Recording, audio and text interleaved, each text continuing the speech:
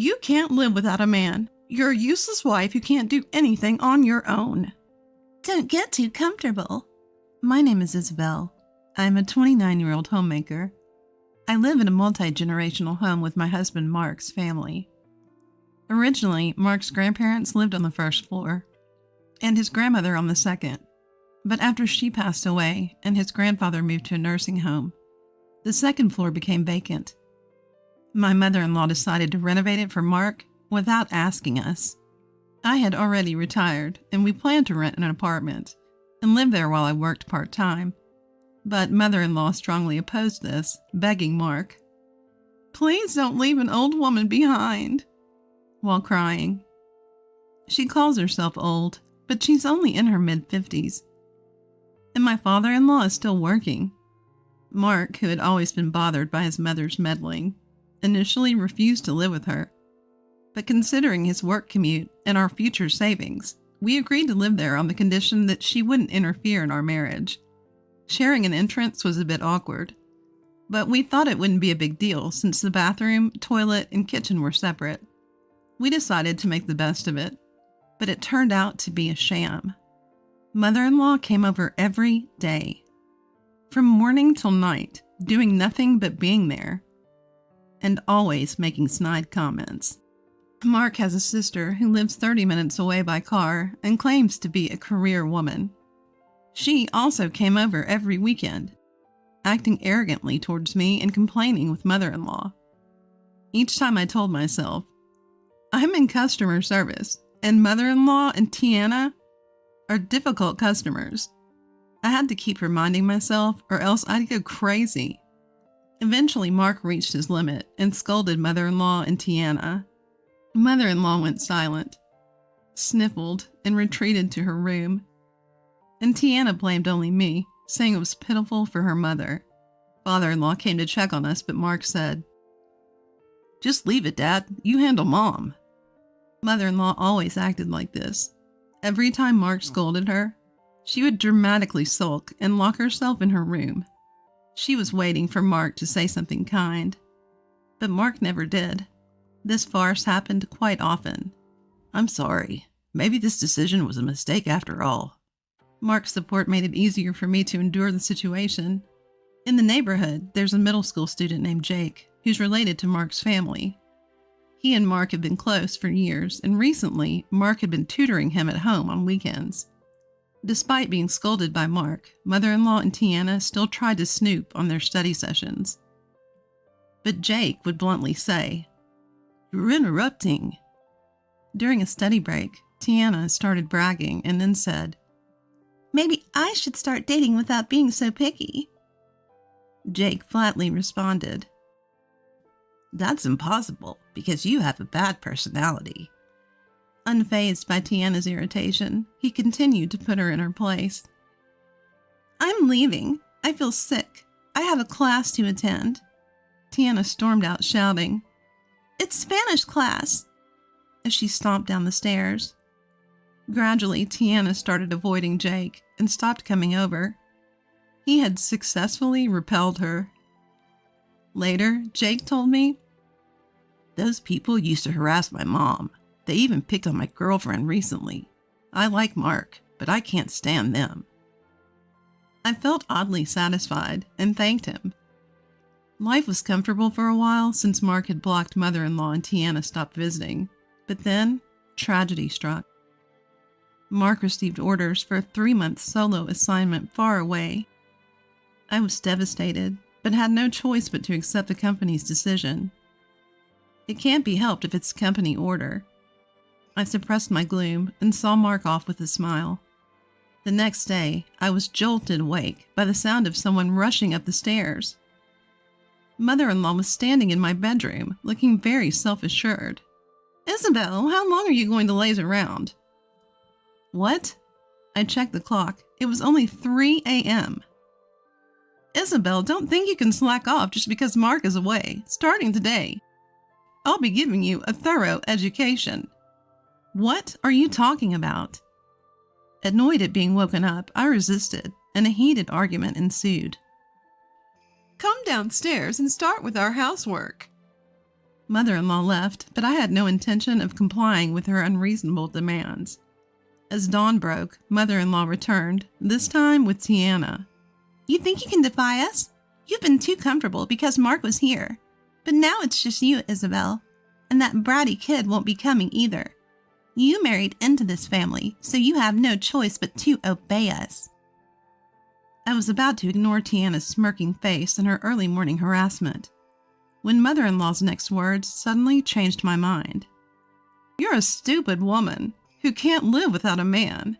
If you don't like it, that's fine. I'll spread the word that you're a useless wife who can't do anything on her own. Those words fueled my competitive spirit.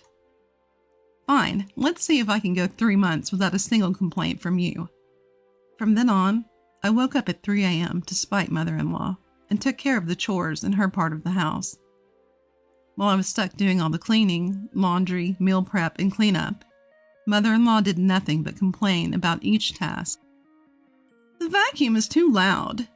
The kitchen noise keeps me awake, she'd say, even though she was the one who woke me up at 3 a.m. and then slept until almost noon. I can't sleep because of the noise from your bedroom, she'd add, reminding me of the creepy complaint she'd made when we first moved in. Though I'd started doing this out of spite, the constant work from early morning to late night was harder than I'd thought. I couldn't afford to think waking up at 3 a.m. was tough. I had friends who were sleep-deprived from newborns or woke up at 5 a.m. to make lunch for their kids before going to a part-time job. If you think I'm the only one having a hard time, you're wrong. I was still naive. If I woke up early, I could go to bed early. There was nothing I couldn't do. But mother-in-law wouldn't let me. In the afternoon, just as I was about to rest before grocery shopping, she'd barge in saying, "I'm into aerobics now," and start some bizarre routine with the DVD player at full volume. At night, she'd find fault with the cleanliness of our living space, refusing to let me rest even after midnight. The more I tried, the more mother-in-law escalated her harassment. Tiana started coming over every night for dinner, criticizing my cooking while eating everything. Seeing Tiana's already voluptuous figure expand while I was losing weight from lack of sleep was almost enough to break me. "Do you think Mark found a girlfriend over there? That would be interesting." "I hope he finds someone younger and more charming next time. I want to hold a cute grandkid." "I agree. Any child from this current wife wouldn't be cute." Listening to them joyfully badmouth me, I lost the energy to argue. I wanted to tell Mark, but he was also working hard. If he had to listen to constant complaints between his wife and mother, he might get fed up and actually start cheating. I couldn't bear the thought of losing Mark. That's why I never spoke up about anything. One day, a parade of contractors started showing up at my mother-in-law's house. They brought in new appliances like rice cookers, washing machines, and microwaves, as well as furniture like dining tables and beds. "It's all getting pretty old, so I decided to replace everything," my mother-in-law announced, flashing an envelope in front of me. My eyes widened. That was the money I had carefully tucked away in my bedroom drawer. "How dare you secretly save money from my son's earnings? And those tacky undergarments? How disgraceful!" I couldn't believe my ears. "Did you go through my bedroom?" Unashamed, she replied, "Don't make it sound so bad. I was just helping you with the cleaning." Laughing as she spoke. I was trembling with a mix of disgust and anger. The money wasn't secretly saved. It was a fund Mark and I had been building together for emergencies. I couldn't forgive her, not just for invading my privacy, but for stealing from me. "Mother-in-law, this is a crime." She scoffed. "Crime? Within family? Don't be dramatic. We're letting you live here. Think of it as a gift for your parents." Just then, I saw my father-in-law, who usually turns a blind eye to her snide remarks, trying to sneak away. Our eyes met, and he mumbled something under his breath as he left. My mother-in-law looked at me triumphantly. "Oh, by the way, next week is our wedding anniversary. We've invited some relatives, about 15 people. It'll be fun. Isabel, make sure you entertain them well so I don't get embarrassed." I was so frustrated that I ran upstairs and cried where no one could hear me. Am I really as useless as my mother-in-law and Tiana say? Unable to do anything on my own? I blamed myself for a moment, but after crying for a while, I found my own stubbornness ridiculous. Why am I crying over what these people say? That's when I decided to take refuge at my parents' house until Mark returned. When I told Mark, he scolded me for keeping silent for so long. He also apologized to me repeatedly. When I told him I planned to move out the next day, Mark made a suggestion, and I immediately decided to act on it. The next morning, I started by apologizing to my mother-in-law. While my mother-in-law gloated and made snide remarks, I calmly went about my chores.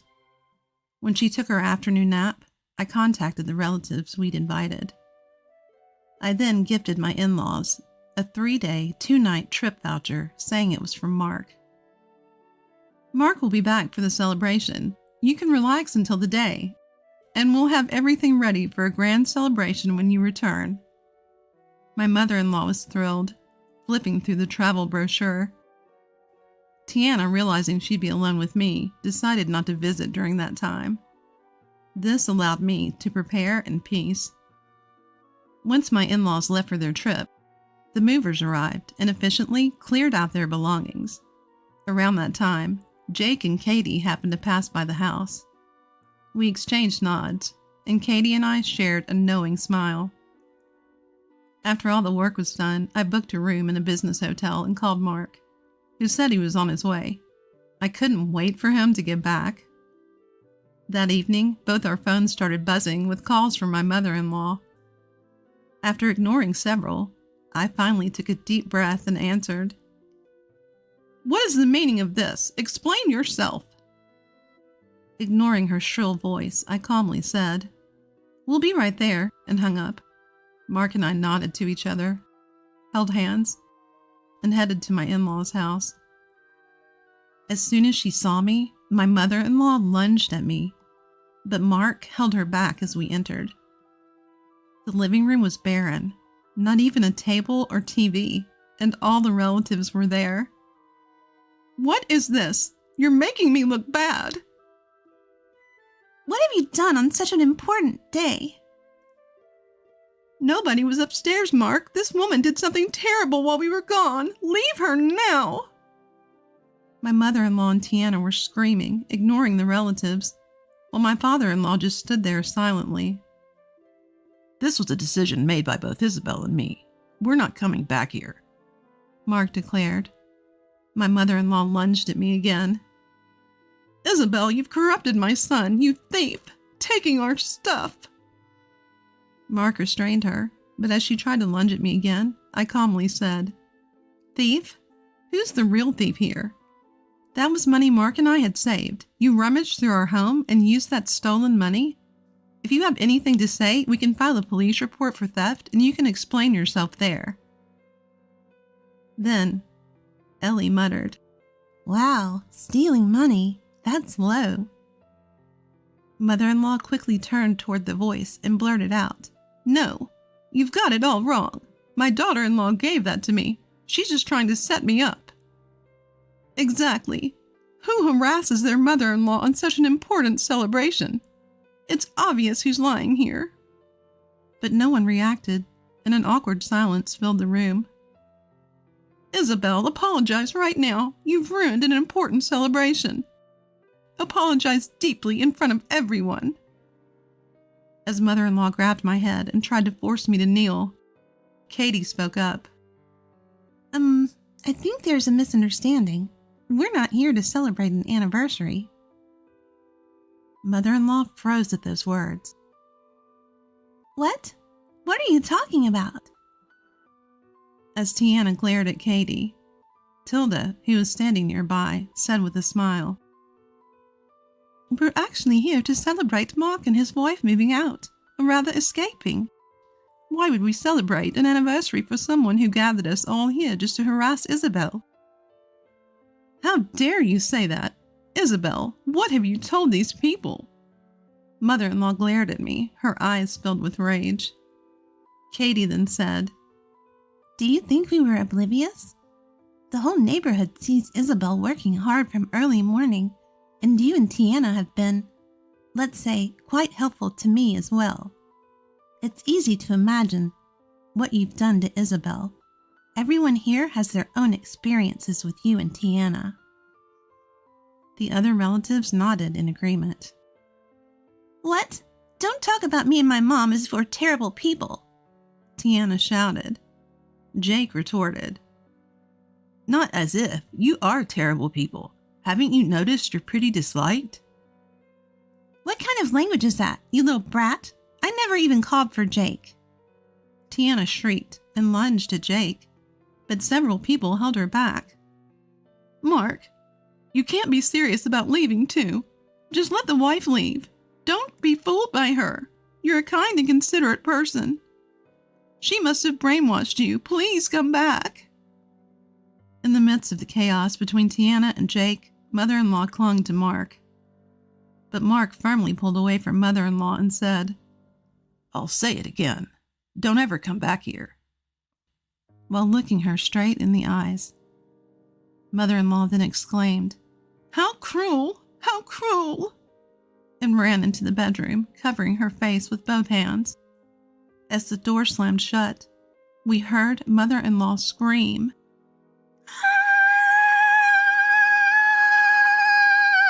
"The bed! The bed is gone!" I told Mother-in-law, who wasn't shedding a tear, "That's because they reclaimed what you bought with stolen money." I couldn't help but be amazed as I said it. To Mother-in-law, who was standing there with her mouth agape, I said, "This is my anniversary gift to you." I handed Mother-in-law the anniversary gift and said, "Please open it." Mother-in-law tore open the gift and yelled, "What is this?" "It's a boomerang. You know, what goes around comes around. Bad words and deeds always come back at you. Always." I smiled at Mother-in-law as I said this. Mother-in-law threw the boomerang on the floor and started screeching. Father-in-law didn't say a word throughout this whole ordeal. After that, we moved to Mark's new job location. Mark had requested a transfer, and it was approved. In our new home, we placed the appliances we had reclaimed from Mother-in-law's house, but we immediately got rid of the bed because it felt creepy and bought a new one. Mark and Jake occasionally keep in touch, and I've also started to occasionally talk on the phone with Katie. Katie told me what happened to Mother-in-law's family afterward. Tiana was secretly dating someone she met on a dating app and was thrilled to get married, but the guy turned her down the moment they met because she looked nothing like her photos. I wonder how much she edited those pictures. Tiana, who had quit her job in anticipation of getting married, couldn't pay her rent and now lives on the second floor where we used to live. And Jake, who was apparently very upset about being teased, started doing aerobics at home for weight loss. The noise is so loud that it's causing daily fights with Mother-in-law, and the whole neighborhood can hear them. Mother-in-law continued to ignore her anger, but one day a crack appeared in the floor from Jake's constant jumping, leading to the biggest fight they've ever had. But that incident led Tiana to give up on her diet. And now she's just lounging around the house doing nothing. Surprisingly, it turns out that father-in-law, who always avoided conflicts as if they had nothing to do with him, had racked up debts. To escape from the hysterical and selfish mother-in-law and Tiana, he'd been frequenting bars and lavishing gifts on young women. When mother-in-law and Tiana found out, they berated him so much that father-in-law couldn't take it anymore and left a divorce application before walking out. That's the one thing that makes me feel some sympathy for mother-in-law, considering father-in-law's utter lack of responsibility. Mother-in-law, feeling abandoned by both her son and husband, sought help from relatives, but knowing her temperament, none of them offered any assistance. Mother-in-law and Tiana, who've treated father-in-law like an ATM for years, are now without income. I wonder how they plan to survive. Well, given their mentality of expecting everything to be handed to them, they'll probably find a way to get by. One day, while Mark and I were having coffee in our new room, he said, "Why didn't you tell me sooner? You could have gone back to your parents' house instead of enduring all this." I replied, "Because it was frustrating to be told that I couldn't do anything without a man. I was relying on you and Jake, and not doing anything myself." After thinking for a moment, Mark muttered, "The ones who can't live without relying on a man are those two, not you." During those tough days, I realized my homemaking skills had improved, so I started working as a housekeeper. It's surprisingly enjoyable. Of course, there are hard times, but I find true satisfaction in making people happy with what I can do. I even started getting requests for my services. Mark is supportive of my energetic work life. I have also started studying to become a certified nursing assistant through online courses, thinking about our future. Mark and I joined forces. I don't want to rely solely on Mark. I want us to support each other. To protect this happiness, I'll keep moving forward, stronger than ever.